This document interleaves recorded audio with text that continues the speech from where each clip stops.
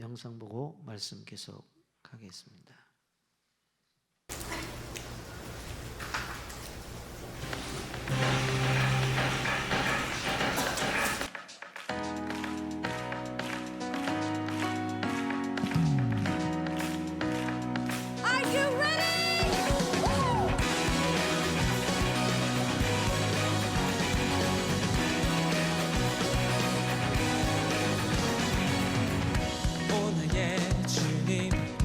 생명 주시니 당신은 내게 얼마나 소중한지 날 구원하신 주께 나의 모든 것들여 날마다 주를 전파하기 원하네.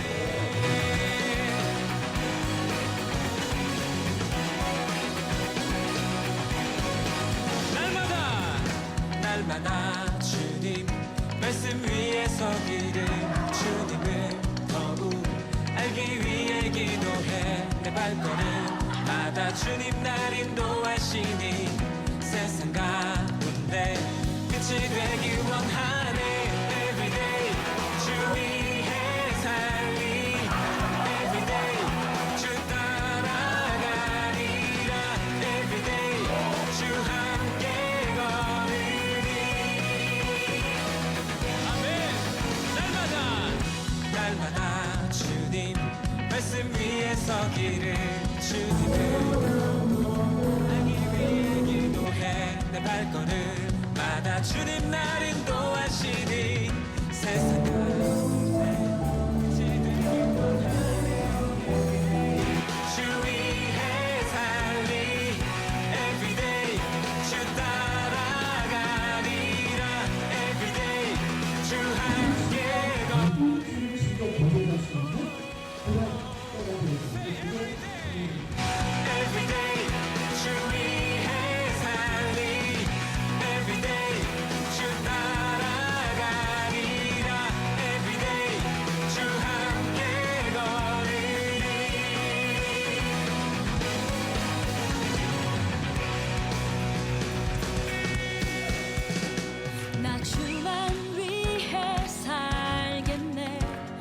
주만 위해 살겠네. 나 주만 위해 살겠네. 정말 그렇게 고백하십니까? 나 주만 위해 살겠네. 나 주만 위해 살겠네. 나 주만 위해 살겠네. 나 주만 위해. 나 주만 위해 살겠네. 나 주만 위해 살겠네. 나 주만 위해 살겠네. Say 1, 2, 3, go! Everyday 주 위해 살리. Everyday 주 따라가리라. Everyday 주 함께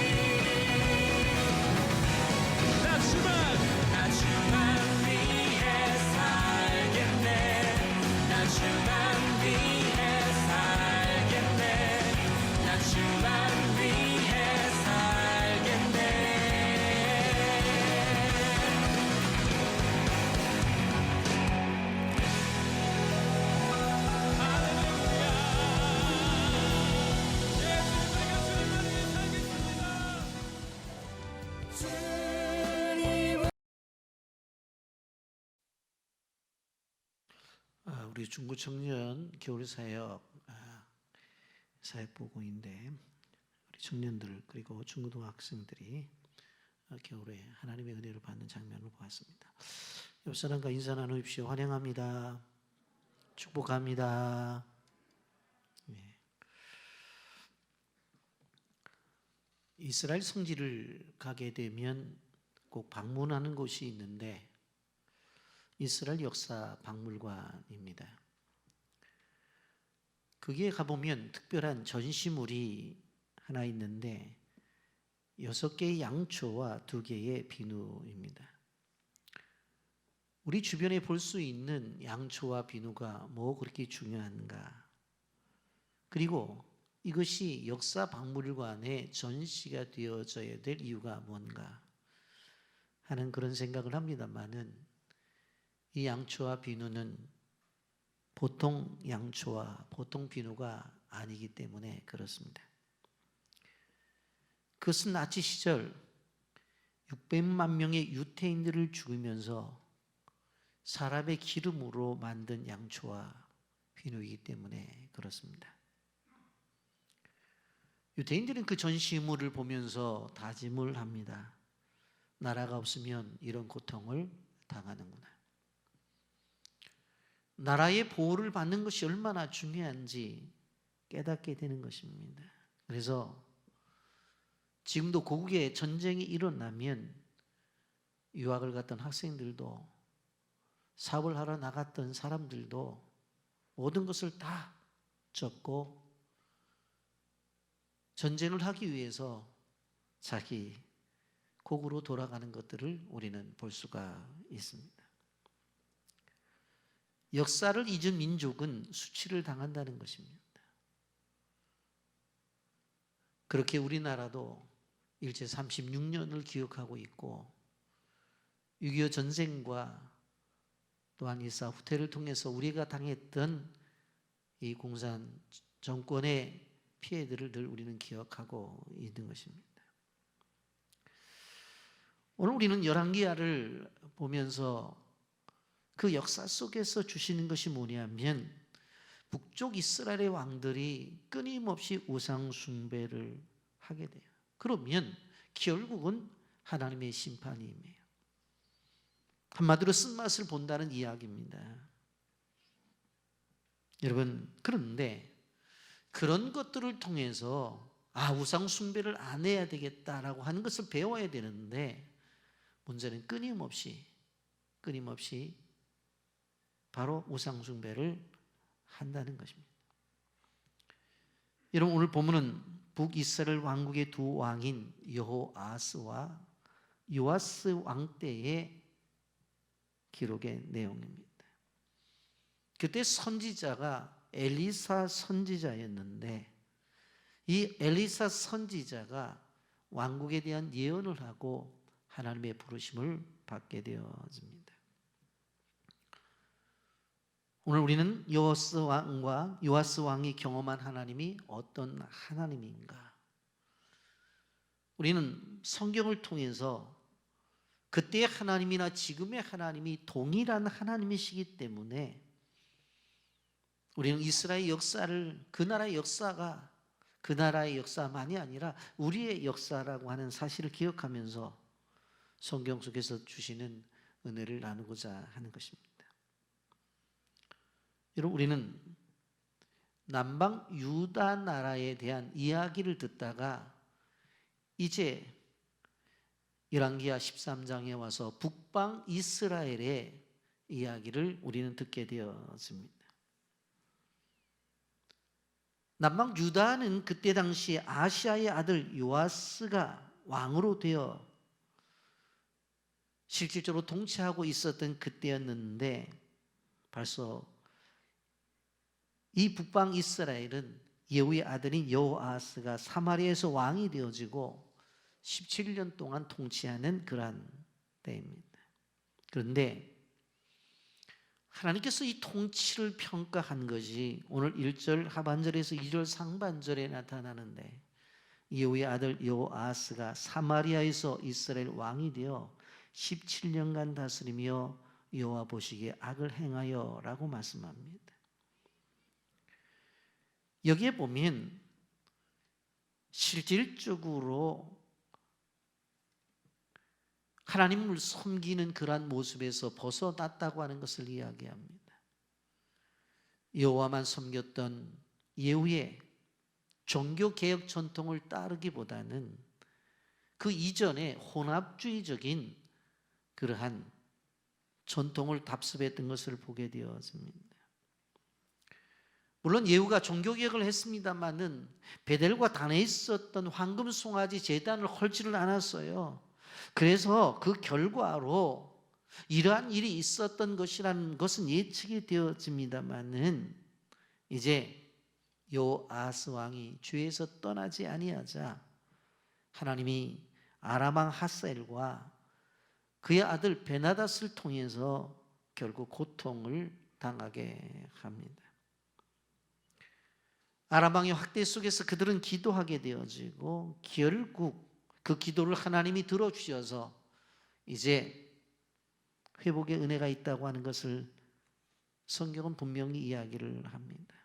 그런데 그 여호아스 왕이 죽고 그의 아들 요아스가 왕위를 물려받지만 오늘 열왕기하 13장 10절부터 11절에 보게 되어지면 요아스의 아들 요아스가 사마리아에서 이스라엘 왕이 되어 16년간 다스리며 여호와 보시기에 악을 행하여 그랬습니다.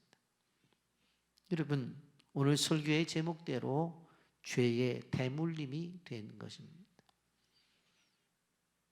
여호아스에 대해서 이야기를 할 때에도 분명코 2절 보면 여호와 보시기에 악을 행했다고 말씀을 하고 있고, 요아스에 대해서 이야기를 할 때에도 오늘 11절에 보게 되어지면 뭐라고 말을 해요? 여호와 보시기에 악을 행했다고 그렇게 말씀하고 있는 것을 볼 수가 있습니다.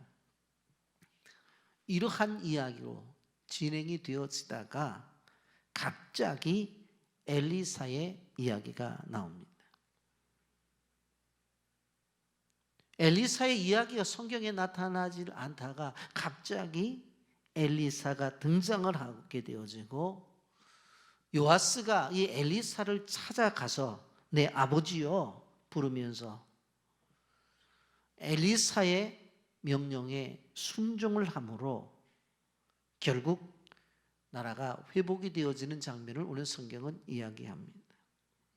두 가지의 상징적 행위를 시키게 되어지는데, 활과 화살을 가져오라고 그러죠. 그리고는 창문을 열고 동쪽으로 쏘라고 그래요. 그런데 그 화살을 여호와의 구원의 화살이라고 말을 해요. 그래서 요아스가 아벡을 쳐서 점령할 것을 이야기한 다음에 두 번째 명령은 그 화살을 잡고 땅바닥에 치라고 말을 해요. 치라고 했을 때 세 번 치죠. 그래서 엘리사가 화를 내는 거예요. 그것은 나중에 설명을 하겠지만 미완의 승리를 예상하기 때문에 그랬던 것입니다.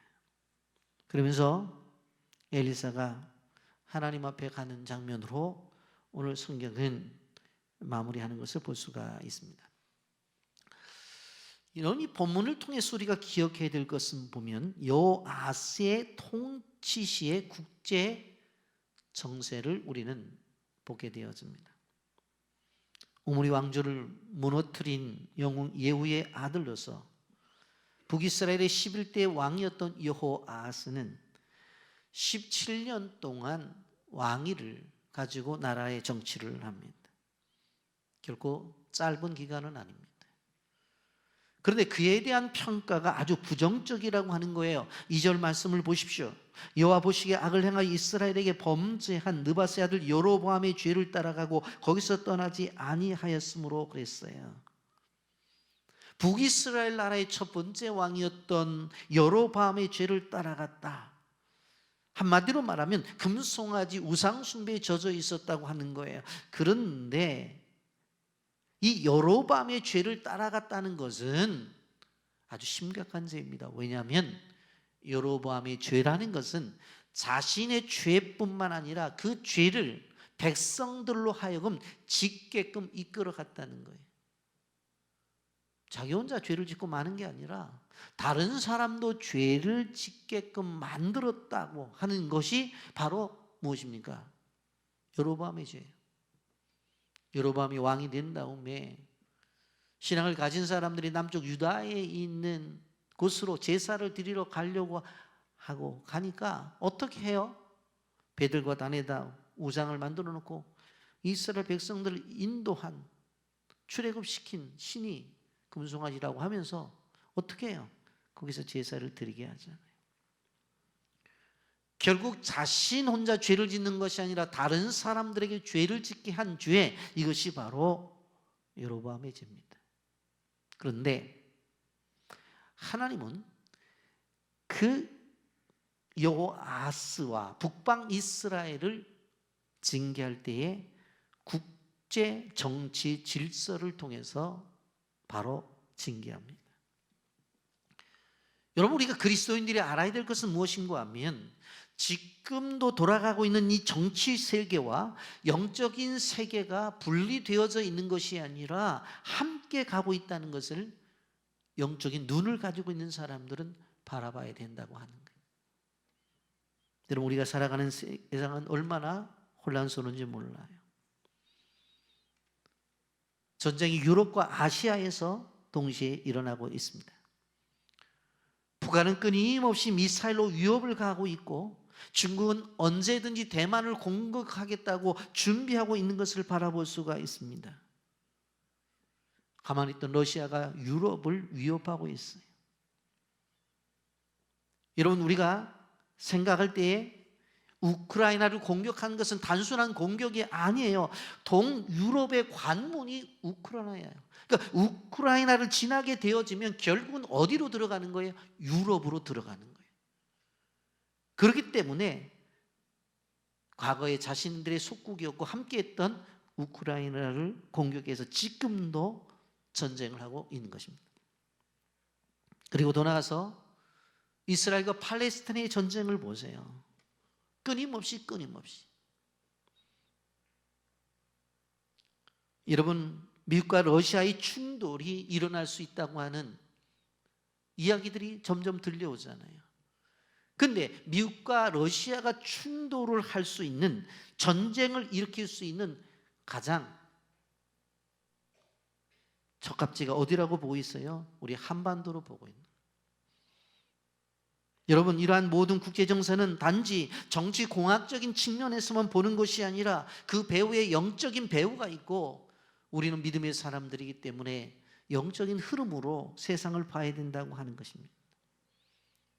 지금은 깨어날 시기입니다. 세계의 평화와 안전과 그리고 이 나라의 안정을 위해서 우리가 기도해야 될 때라고 하는 것입니다. 여러분, 정치적이고 그리고 또한 이 세계 속에서 나타나는 국제 질서는 영적인 질서하고 관계있기 때문에 기도하라는 거예요. 안 그렇다면 전쟁 좋아하는 사람들끼리 치고받고 싸우고 우리는 우리대로 그냥 살아가면 되지, 그렇게 생각할 수 있는데 그런 것이 아니라고 하는 거예요. 하나님이 영적인 타락한 이스라엘에게 무서운 이방 민족을 보내십니다. 대표적인 족속이 아람 족속인데 3절 보세요. 여호와께서 이스라엘에게 놓아서 늘 아람 왕 하사엘의 손과 그의 아들 베나단의 손에 넘기셨더니 그랬어요. 여러분, 분명히 하사엘과 베나단이 와서 그냥 공격했다, 쳤다, 그러면 되잖아요. 그런데 오늘 성경은 뭐라고 말씀해요? 하나님께서 이스라엘을 그들의 손에 넘기셨다는 거예요. 그러니까 누구의 주권 속에서 역사가 움직이고 있는 거예요? 하나님의 주권 속에서 움직이고 있다고 하는 것을 우리는 기억해야 되는 것입니다. 아람 나라가 강해서 그 조그만 나라 이스라엘을 공격해서 그렇게 정치적으로는 이해할 수 있을 거예요. 아람의 하사엘과 그의 아들 베나닷이 주변의 나라를 점령해 나가다가 결국은 이스라엘도 점령을 해 나갔어. 그렇게 우리가 정치공학적으로 이야기할 수 있을 거예요. 그러나 성경은 뭐라고 말을 해요? 하나님이 넘기셨대요. 여러분, 우리는 하나님께서 이 역사의 주인공이라고 하는 사실 앞에서 모든 세계의 역사 속의 흐름과 이 땅 위에 일어나고 있는 모든 것들을 우리는 해석하고 봐야 된다고 하는 거예요. 여러분, 이러한 상황 속에서 어떻게 이 문제를 해결해요? 기도로 문제를 해결한다는 것입니다. 아람의 하살과 베나닷의 끊임없는 침공을 받게 되어지잖아요. 그러니 이스라엘은 그냥 당할 수밖에 없었어요. 왜? 능력이 없으니까. 근데 이스라엘 왕 여호아스가 하나님께 기도를 드려요. 4절에 보면 아람 왕이 이스라엘을 학대함으로 여호아스가 여호와께 간구하며 여호와께서 들으셨으니 이는 그들이 학대함을 보셨으니. 이런 한편으로 생각하면 금송아지를 섬기던 사람이 하나님 앞에 나와서 기도를 해. 그동안 금송아지 앞에 가서 넓적넓적 절하던 그런 왕이 성전을 찾아 이해가 되어지질 않잖아요. 그리고 엎드려 기도했다는 것은 이해가 되지 않잖아요. 근데 그렇게 하고 있어요. 여러분, 여기 나타난 여호아스 왕이 아람에 공격이 없었다고 한다면 기도했을까요? 기도 안 했을 거예요. 아람에 확대가 없었다면 기도했을까요? 기도를 안 했을 거예요. 여러분 꼭 기억하세요. 우리의 인생의 삶 속에서 어떤 고난이 찾아와요. 다른 사람을 통해서 아픔이 찾아와요. 더 심하게 말하면 여기서 나타난 것처럼 아람 왕이 이스라엘을 학대함으로, 그래서 누가 나를 학대해요? 그때 뭐 하라는 거예요? 기도하라는 거예요. 기도하라는 거예요. 누가 나를 괴롭히고 누가 나에게 아픔을 주고 누가 나를 힘들게 한다고 성경의 표현대로 한다면 나를 학대한다고요? 그것은 기도하라는 거예요. 그것이 기도하는 하나님의 신호예요. 하나님을 찾으라는 신호라고 하는 거예요. 왜? 이때야말로 하나님의 도우심을 받아야 될 때이기 때문에 그래요. 그렇기 때문에 가장 빠른 해결은 무엇입니까? 기도해야 문제가 해결되어진다고 하는 것입니다. 하나님께 기도하라는 신호인데 버티는 사람들이 있어요. 결과는 뭔 줄 아세요? 고난의 기간이 길 뿐이에요. 세상의 질서를 주관하시는 분이 하나님이라는 것을 아셔야 돼요. 하나님의 나라만 하나님이 주관하는 것이 아니라 이 땅 위의 모든 세상을 하나님이 주관하신다는 것을 알아야 돼요. 사람들은 이런 생각을 합니다. 마음이 좀 편안해야 주의를 하지. 삶에 여유가 있어야 하나님 앞에 나가는 거지. 내가 좀 생활이 안정이 돼야지 교회를 하지. 여러분 결코 그렇지 않습니다. 다급한 일을 터질 때에 하나님 앞에 나가는 것이고 힘든 일이 있을 때 하나님을 찾게 되어지는 것이에요. 그런데 우리가 이 본문을 보면 이해가 되어지지 않잖아요. 여호아스 왕이 어떤 사람이라고 그랬어요? 여로보암을 따른 악한 왕이라고 그랬잖아요. 그러면 우리가 생각할 때 야, 그거 잘 됐다. 내가 뭐라고 말했냐. 그렇게 생각할 수 있잖아요. 그런데 이 여호아스 같은 악한 왕인데 기도해도 하나님이 들어주신다는 거예요. 4절 말씀 보세요. 여호와께서 들으셨으니 그랬어요. 여호와께서 들으셨어. 여러분 우리가 자녀를 키우는 부모의 입장 속에서도 그렇잖아요. 어떤 자녀는 엄마 아빠 말씀도 잘 듣고 공부도 열심히 하고 자기 방도 깨끗하게 청소를 하고 너무너무 잘해요. 잘해. 그 아이가 와서 엄마 배고파 그럼 밥 주죠. 밥 주죠. 그런데 하나 아이는 어떻게 해요? 그렇게 말도 안 듣고 공부도 안 하고 집안도 엉망진창이고. 근데 그런 아이가 와서 엄마 밥 줘 그러면 안 주나요? 굶어 그러나요? 그래도 주잖아요. 물론 그런 얘기는 있겠죠. 야, 말 좀 잘 들어라. 그러면 주겠지. 그러면 주겠지. 그래도 주잖아요.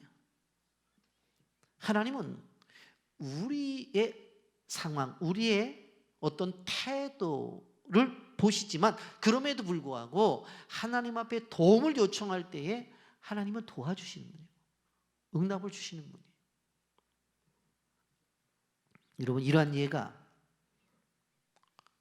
오늘 여호아스의 경우만이 아니라 성경 구석구석에서 나와요. 이런 북방 이스라엘의 아합이라는 왕 잘 아시잖아요. 그의 부인이 이세바예요. 이 시집안에 이런 여인이 있어서 괴로워하고 있는데 이 아합 왕이 하나님 앞에 기도를 해요. 열왕기상 21장 29절에 아합이 내 앞에서 겸비함을 내가 보느냐, 그가 내 앞에서 겸비함으로 내가 재앙을 저희 시대에는 내리지 아니하고 그 아들의 시대에야 그의 집에 재앙을 내리라 하셨더라. 아합이 하나님 앞에 기도를 하니까 하나님이 그 악한 왕인데 그 기도를 들어주신. 여러분, 북방 이스라엘만 그런 것이 아니라 남방 유다의 므낫세라고 하는 그 왕도 최악의 왕이잖아요. 역대하 33장 11절부터 13절에 보게 되어지면 이렇게 말씀합니다. 여호와께서 아스루 왕을 군대의 지휘관들이 와서 치게 하시매 그들이 므낫세를 사로잡고 쇠사슬로 결박하여 바벨론으로 끌고 간지라. 그가 환난을 당하여 그의 하나님 여호와께 간구하고 그의 조상들의 하나님 앞에 크게 겸손하여 기도하였으므로 하나님이 그의 기도를 받으시며 그의 간구를 들으시사 그가 예루살렘에 돌아와서 다시 왕위에 앉게 하시매 므낫세가 그제서야 여호와께서 하나님이신 줄을 알았더라. 심판을 받아서 이제는 쇠사슬로 결박당해서 바벨론으로 끌려가요. 그런데 환난을 당할 때 하나님 앞에 기도를 드렸어요. 그랬더니 그 기도를 하나님이 받으셔서 어떻게 되어져요? 다시 예루살렘으로 돌아오게 하고 왕권을 회복시켜 주세요. 여러분, 우리는 기억해야 되는 거예요. 사람들은 그런 생각을 해야 되는 거예요. 아유, 내가 생각할 때 내가 어떻게 하나님 앞에 이렇게 기도를 드려? 내가 생각해도 나 같은 인간이 하나님 앞에 기도하면 하나님이 안 들어줄 거, 그런 생각을 해요. 그런데 내가 생각할 때는 내가 기도를 들어도 안 들어줄 것 같은데 하나님은 들어주신다니까. 이게 우리 하나님이라. 나의 생각과 나의 삶의 모습을 보면서 도무지 하나님 앞에 나갈 때 하나님이 나의 기도를 들어주시지 않을 것 같아. 그런데 오늘 여기 보니까 들어주시잖아요. 요아스의 기도도 들어주시고 아합의 기도도 들으시고 므낫세의 기도도 들어주시잖아요. 여러분, 우리가 이런 하나님을 경험할 때 감동이 되어져요. 우리가 전도를 하죠. 전도를 하는 것은 단순히 교인의 숫자를 늘리자고 하는 그런 얘기가 아니라 내가 만난 하나님을 이야기하고 내가 하나님 앞에 기도할 때 나의 기도를 들어주신 그 하나님을 소개하는 거예요. 물론 요아스의 기도는 예후에게 약속하신 그 약속에 대한 결과로도 나타납니다. 왜냐하면 4대에 걸쳐서 하나님께서 왕권을 지켜주신다고 했었기 때문에. 여러분, 하나님과의 관계 속에서 이 약속, 언약적 관계 속에서 살아가는 것이 우리 그리스도인들인데, 우리가 하나님을 향해서 약속을 지키지 않는 것이지 하나님은 지금까지 약속을 지키지 않으신 분이 없으세요. 그래서 하나님은 여호와스의 간구를 들으셔서 이스라엘을 구원해 주십니다. 5절 보세요. 여호와께서 이의 구원자를 이스라엘에게 주심에 이스라엘 자손이 아람 사람의 손에서 벗어나 전과 같이 자기 장막에 거하였더라. 하나님이 구원할 사람을 보내주세요. 이게 누구였습니까? 아수르 나라였어요. 오히려 아수르 나라가 나타나서 실질적으로 아람을 공격함으로 말미암아 이스라엘을 공격하던 것들을 멈추게 만드셨어요. 말씀을 드렸죠. 역사 속에서 움직이시는 하나님. 단순히 그것은 우리가 생각해 볼 때에 아수르가 강하게 일어났더니 아람 나라를 쳤대, 그렇게 생각할 수 있죠. 그러나 그 속에 담겨져 있는 영적인 흐름은 뭐예요? 하나님 누구를 보호하시는 거예요? 이스라엘을 보호하시는 거예요. 아하스의 기도에 대한 응답으로 하나님은 아수르의 손을 통해서 이스라엘을 아람의 압제로부터 구원해 주신 거예요.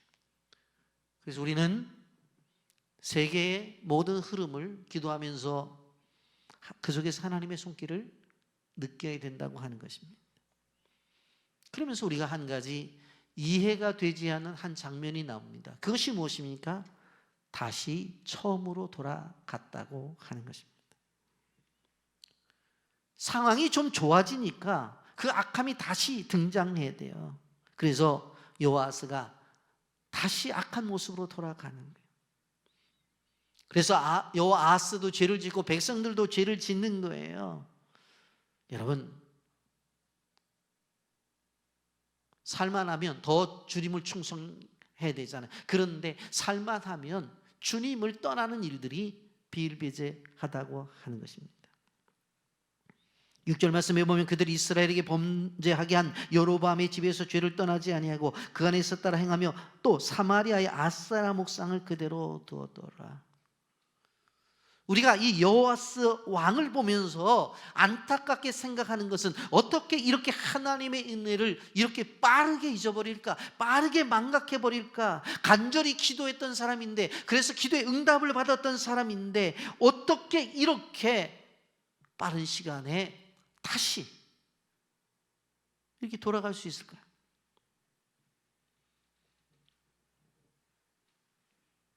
그럼 분명 그 하나님께서 이 일로 인해서 회복을 하던 이스라엘 백성들에게 어떤 일이 벌어져요?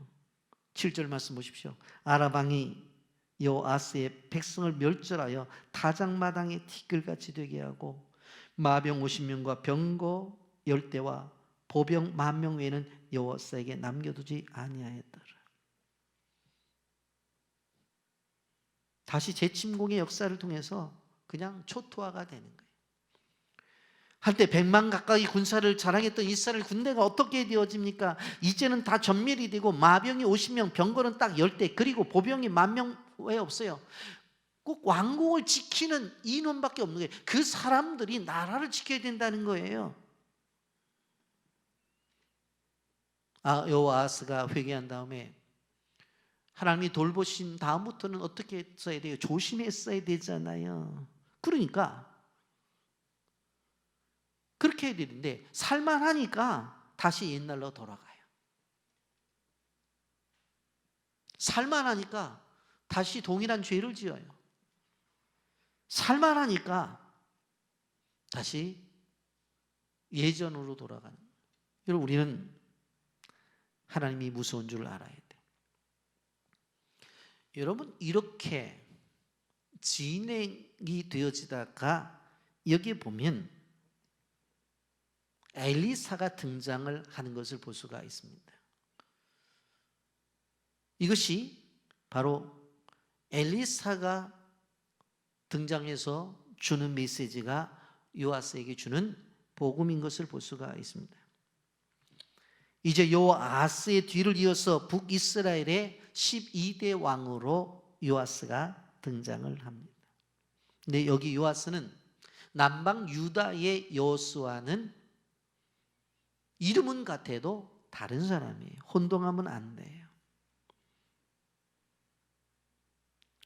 여러분, 그런데 요아스도 어떻게 됐다고 그랬어요? 여호와 보시기에 악했다고 그랬죠. 10절과 11절 말씀, 유다왕 요아스의 제37년에 요아스의 아들 요아스가 사마리아에서 이스라엘 왕이 되어 16년간 다스리며 여호와께서 보시기에 악을 행하여 이스라엘에게 범죄하게 한 느밧의 아들 여로보암의 모든 죄에서 떠나지 아니하고 그 가운데 행하였더라. 그런데 참 이해가 되어지지 않는 것은 뭐냐면, 이렇게 악한 왕인데 신기하게도 엘리사 선지자를 인정하고 엘리사 선지자하고는 가깝게 지는 것을 볼 수가 있어요. 이제 엘리사는 나이가 80이 다 되어서 이제 하나님의 부르심을 받게 되어진 것을 볼 수가 있습니다. 여러분, 그래도 나라의 지도자 가운데 엘리사 같은 선지자가 있었으니까 그래도 나라가 든든했었는데, 그렇게 위험한 국제 정세 속에서 하나님의 뜻을 전하는 선지자마저 이제 하나님의 부르심을 받게 되었어요. 여러분, 14절 말씀 보면 엘리사가 죽을 병이 들매 이스라엘 왕 요아스가 그에게 내려와 자기의 얼굴에 눈물을 흘리며 이르되 내 아버지여 내 아버지여 이스라엘 병과 마병이여 하며 그랬어요. 엘리사가 죽을 병이 들었다고 그랬어요. 여러분, 엘리사가 어떤 사람이에요? 수많은 환자를 고치고 더군다나 죽은 사람까지도 살려낼 수 있는 능력의 사람이었는데 자기가 병이 걸렸다는 거예요. 여러분, 병이 걸린 건 있을 수 있다는 걸 알아야 돼요. 왜 병이 걸렸다고? 어떤 사람들은 죄를 지어서 그렇지. 아니에요. 병이 걸릴 수 있어요. 엘리사도 병이 걸렸다니까. 함부로 판단하지 마세요. 하나님의 손길에 있는 거예요. 그런데 엘리사가 죽을 병이 들었다는 이야기를 듣고 요아스가 달려와요. 그런데 그 달려와서 울었는데 그 표현이 어떻게 되었어요? 자기의 얼굴에 눈물을 흘리며 그랬어요. 얼굴에 눈물을 흘리며. 한마디로 말하면 얼굴이 눈물 범벅이 되었다는 얘기예요. 그냥 눈에서 눈물 조금 흘리는 게 아니라 눈물을 너무 흘려가지고 얼굴이 그냥 눈물로 범벅이 되었다는 거예요. 그러면서 뭐라고 말해요? 내 아버지요 내 아버지요 이스라엘의 병과 마병이요 그러잖아요. 무슨 뜻입니까? 당신은 이스라엘의 선지자인 바로 엘리사는 바로 병고고 마병이다. 당신이야말로 이 나라를 지키는 분이었는데 이제 돌아가시게 되었다니 하면서 와서 우는 거예요. 사실 요아스의 입장 속에서는 이 선지자가 굳건히 지키면서 사실 나라를 지켜주고 하나님 앞에 기도하면 자신들이 부족해도 이 나라가 지켜질 것이라는 생각을 가졌을 거예요. 지금 저 아람의 군대, 저 세력 앞에 우리는 어떻게 할 수도 없고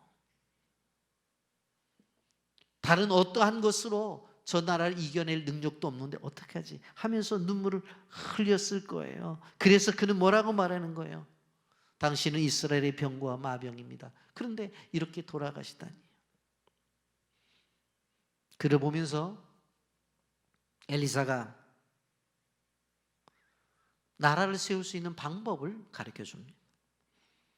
15절부터 17절 보면 엘리사가 그에게 이르되 활과 화살들을 가져오소서 하는지라 활과 화살들을 그에게 가져오매 또 이스라엘 왕에게 이르되 왕의 손으로 활을 잡으소서 하매 그가 손으로 잡으니 엘리사가 자기 손을 왕의 손 위에 얹고 이르되 동쪽 창을 여소서 하여 곧 열매 엘리사가 이르되 쏘소서 하는지라 곧 쏘매 엘리사가 이르되 이는 여호와를 위한 구원의 화살 곧 아람에 대한 구원의 화살이니 왕이 아람 사람을 멸절하도록 아벡에서 치리다 하니라. 엘리사를 찾아온 요아스에게 뭐를 해요? 활과 화살을 가져오라고 이야기해놓고 동쪽 창문을 열으래요. 그리고 그것을 쏘라는 거예요. 그랬더니 뭐라고 얘기를 해요? 이것은 이스라엘 동쪽에 있는 아람을 공격하기 위한 상징적 의미가 있다. 그리고 이제는 아람이 당신의 화살에 의해서 멸망을 당할 거는. 여러분, 그런데 요아스가 이 엘리사 선지자가 이야기하는 대로 행했다는 것이 중요해요. 그게 순종이에요. 그게 순종이라고. 이분이 어떤 분이에요? 요아스가 여로보암의 길로 갔던 악한 사람이잖아요. 근데 선지자가 이야기하는 것을 지금 듣고 있다는 거예요. 순종했다는 거예요. 따라했다는 거예요. 그리고는 또 하나의 명령을 내려요. 18절과 19절 보십시오. 또 이르되 화살들을 집으소서. 곧 집음에 엘리사가 또 이스라엘 왕에게 이르되 땅을 치소서 하는지라 이에 3번 치고 그친지라 하나님이 사람이 노아 이르되 왕이 대여섯 번을 칠 것이니라. 그리하였더면 왕이 아람을 진멸하기까지 쳤으리다. 그런즉 이제는 왕이 아람을 3번만 치리다 하니라. 엘리사가 요아스 왕에게 화살을 잡고 땅을 치라는 거예요. 근데 몇 번 쳐요? 3번 치고 마는 거예요. 그랬더니 이 엘리사 선지자가 막 화를 내는 거예요. 화를 내는 거예요. 왜 그랬을까? 내용적으로 보면 이것은 이방 나라인 아람을 멸망시키기 위한 하나님의 상징적인 의지이기 때문에 이것을 어떻게 해요? 3번 쳐서 끝날 것이 아니었다라고 하는 거예요. 17절에 보면 엘리사가 그 화살에 대해서 뭐라고 말을 했어? 여호와를 위한 구원의 화살, 곧 아람에 대한 구원의 화살이라고 말을 했죠. 그리고 요아스가 뭐라고 말했어요? 아람 사람을 멸절하도록 아벡에게서 칠 것이라고 그랬으니까 우리가 생각해 볼 때에 분명코 요아스에게 지금 동쪽 창문을 열고 화살을 쏘는 것과 화살을 붙잡고 치는 것에 대한 의미를 충분히 전달을 했다고요. 그러면 어떻게 써야 돼요? 분명히 화살을 잡고서 어떻게 해요? 3번만 치는 것이 아니라 화살이 부러질 때까지 쳐야 되는 거예요. 부러질 때까지. 그런데 그렇게 하질 않았어요. 3번만 치고 말았어요. 여러분, 우리가 생각해 봐야 되는 것은 우리의 문제도 여기에 있는 거예요. 하나님 앞에 순종을 안 하는 게 아니에요. 순종을 해요. 그런데 그 순종을 할 때 내 방식대로 순종을 해요. 내 계산대로 계산해서 순종한다고, 내가 편리한 대로 순종을 한다고, 형편대로 순종을 한다고. 하나님의 무한한 능력을 내 제한 속에 가두어서 순종을 한다고. 그렇기 때문에 하나님의 능력이 나의 삶을 통해서 나타나지를 않는다는 거예요. 내 생각대로, 내 방법대로, 내 계산대로, 내 편리한 대로 순종을 해요. 그러면 안 된다는 거예요. 여러분, 하나님께서 우리에게 주시는 축복은 순종의 그릇만큼 담을 수 있다는 걸 아셔야 돼요. 따라서 하십시오. 축복은 순종의 그릇만큼 담을 수 있다. 아멘. 그래서 엘리사가 요아스에게 화를 낸 거예요. 여러분 보십시오. 25절에 보면 요아스의 아들 요아스가 하사엘의 아들 베나닷의 손에서 성읍을 다시 빼앗았으니 이 성읍들은 자기 부친 요아스가 전쟁 중에 빼앗던 것이라 요아스가 베나닷을 3번 쳐서 무찌르고 이스라엘 성읍들을 회복하였더라. 아버지가 빼앗긴 거 빼앗아 와요. 자, 그런데 여기서 중요한 것이 뭐예요? 요아스라고 하는 왕도 아버지에 이어서 대를 물려서 악한 왕이라고 그랬잖아요. 근데 누구를 만나요? 엘리사를 만나고 엘리사가 요구하는 말도 안 되는 요구 앞에 무엇을 했다는 거예요? 순종을 했다는 거예요. 그랬더니 기적이 나타난 거예요. 여러분, 우리가 아셔야 될 것이 무엇인가 하면 결국 하나님의 역사를 이루는 것은 무엇인가 하면 하나님의 말씀에 대한 순종을 통해서 하나님의 역사를 이루어낸다고 하는 것이 오늘 성경에서 우리에게 가르쳐주는 교훈이라고 하는 것을 알아야 돼. 우리는 왕 2사람을 생각해 보았어요. 여호아스라는 왕, 그리고 그의 아들 요아스라는 왕. 둘 다 평가를 할 때 그 왕들이 어떤 왕이라고 그랬어요? 여호와 보시기에 악을 행하던 왕이었어요. 근데 요아스는 어려울 때 하나님 앞에 기도를 했고, 요아스는 위험에 처했을 때 선지자 엘리사가 말씀하는 대로 말씀에 순종을 했어요. 그랬더니 하나님이 기적을 베푸셨어요. 여러분, 우리의 부족함을 압니다. 우리의 연약함을 압니다. 어떻게 생각하면 다른 사람은 몰라도 나는 나 자신을 안다고 생각해요. 그래서 우리는 그렇게 생각할 수 있어요. 나 같은 존재가 어떻게 하나님 앞에 나가고, 나 같은 존재가 어떻게 하나님 앞에 기도를 하고, 나 같은 사람이 어떻게 하나님 앞에 요구할 때 그것이 응답이 될 수 있을까? 우리 성경이 말하는 것은 뭐예요? 요아스의 기도도 들어주시고 요아스의 기도도 들어주신 하나님이 나의 기도는 들어주신다, 안 들어주신다? 들어주신다. 아멘. 들어주신다. 그 이야기. 여러분, 우리는 부족함이 많은 그리고 혼란스러운 이 나라를 위해서 기도를 드려야 돼요. 젊은이들이 소위 우리나라를 헬조선이라고 말을 하면서 살기 힘든 나라로 부정적인 표현을 많이 쓰는 것을 볼 수가 있습니다. 나라의 문제들에 대해서 비판하는 이야기들이 많이 들려요. 물론 잘못된 것들에 대해서는 우리가 고쳐야 되는 건 분명합니다. 그러나 그리스도인들이 우리가 지금 해야 될 것은 무엇인가 하면 나라와 민족을 위해서 기도해야 될 것이에요. 앞으로 총선이 다가오고 있습니다. 왜 지도자들을 위해서 우리가 기도해야 되죠? 나라가 바로 서야 국민이 안전한 거예요. 그렇기 때문에 오늘 성경을 통해서 우리에게 가르쳐 주는 것은 나의 부족함과 연약함을 인정하면서도 위대하신 하나님은 우리의 기도를 들어주시는 분이기 때문에 기도하자는 거예요. 그리고 말씀을 주시면 순종하자는 거예요. 그러면 일이 이루어져요. 아멘입니까? 미국의 기상학자인 로렌즈가 1972년에 미국 과학봉협회에서 강연을 하면서 재미난 이야기를 했어요. 브라질에서 한 나비가 펄럭펄럭 날개짓을 하면 미국의 텍사스에 돌풍을 일으킬 수 있다는 거예요. 근데 말이 안 되는 이론이라고 생각했던 이 이야기가 소위 나비 효과라고 하는 그러한 이론으로 전 세계에 펼쳐나가게 되었어요.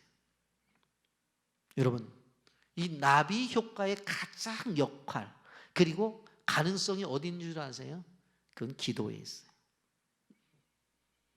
여러분, 여기에 이 땅에 있는 사람이 기도를 해도 미국에서 응답을 받을 수 있고 아프리카에서 응답을 받을 수 있고 선교지에서 응답을 받잖아요. 아주 어린아이가 기도를 해도 그 기도가 어떻게 되어져요? 큰 역사로 나타날 수가 있는 거잖아요. 여러분, 우리는 기억해야 되는 거예요. 오늘 우리가 살아가는 세상 뉴스를 봐도 좋은 소식 하나도 없어요. 정치인을 테러했다는 이야기, 세계 곳곳에서 전쟁이 터졌다는 이야기, 북한의 위협, 경제는 계속해서 어렵다는 이야기, 총선을 앞두고 나타나는 모든 것들은 혼란스러운 상황들, 정치적인 입장이 다르다고 해서 서로를 물어뜯고 하는 이러한 일들, 이러한 속에서 우리 그리스도인들이 해야 될 것이 뭐냐면 하나님 앞에 기도해. 그러면 이 기도가 조용히 앉아서 기도하는데 나비 효과를 일으켜서 어디?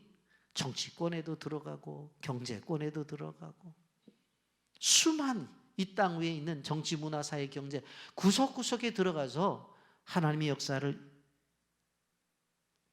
만들어낼 수가 있다는 것을 기억하시길 바랍니다. 이번 주말 설날이 다가옵니다. 가족 친지를 만나겠죠? 즐겁고 행복한 시간을 보세요. 나흘간의 연휴 기간이 있습니다. 여러분들에게 제가 부탁하는 것들은 무엇인가 하면 쉼 속에서 하나님을 만나시고 그 쉼 속에서 복음이 증거되어지고 그 쉼 속에서 여러분의 기도가 하나님의 역사를 이뤄낸다는 사실을 기억하시면서 나를 위한 기도를 뛰어넘어 가족을 위해서 그리고 교회를 위해서 더 나아가 나라와 민족을 위해서 기도함으로 여러분이 쉼 속에서도 영성을 잃어버리지 말고 깨어있는 그리스도인으로 이 명절 주간을 지내시기를 예수님의 이름으로 축복합니다. 아멘.